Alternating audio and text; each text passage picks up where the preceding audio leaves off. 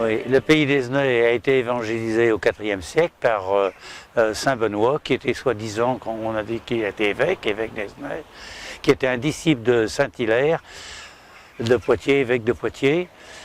Et ensuite, c'est le curé Monnereau.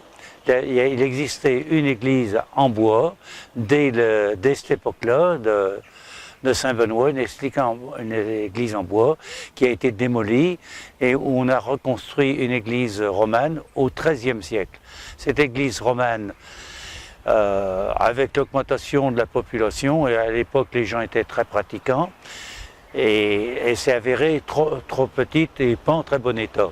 Alors on a décidé de reconstruire une église. Cette église, le projet était étudié et réalisé les plans par un architecte de Poitiers. Et les débuts des travaux ont commencé en 1902. Ils se sont terminés en 1905. Mais la tour n'était pas réalisée à cette époque-là. Elle a été faite dans les 10-15 ans qui ont suivi.